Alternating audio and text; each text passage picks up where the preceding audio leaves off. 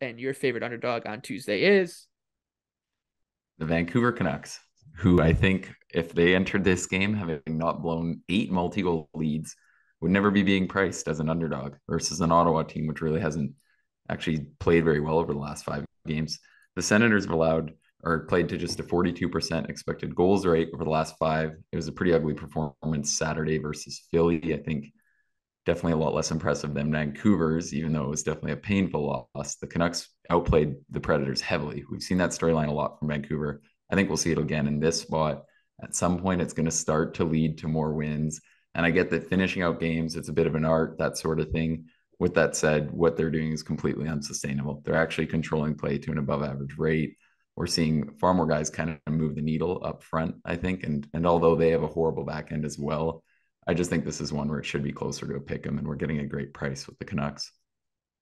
Yeah, I kind of like the over in this game. The like you said, the back ends have been terrible. Thatcher Demko hasn't really found his form. Senators goalies haven't lit the world on fire either. So it would probably be Canucks and maybe an overlook for me. My favorite underdog, probably the team I bet the most on this season, the Montreal Canadiens. They're plus 140 on the road in Detroit. The Red Wings are minus 165. That number is way too high for a team that they're just not controlling play at 5-on-5 relative to what you'd expect. Because when you look at their record, the Red Wings have won 2 in a row. They beat the New York teams, one at home. They beat the Islanders and a Saturday matinee. Then they beat the Rangers on the road.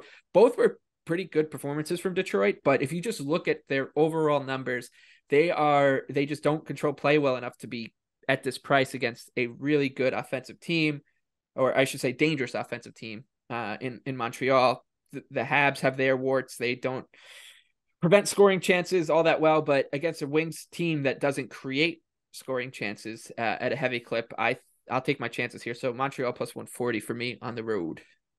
Yeah, I love that play. I think Detroit are completely overvalued right now after the 3 game winning streak to close last week out. And I think all 3 of those were just examples of how close the NHL is.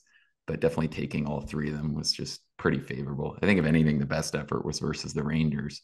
But even still, it's a thin Detroit offense right now with Bertuzzi and Vrana out. And I just think being favored this heavily isn't warranted.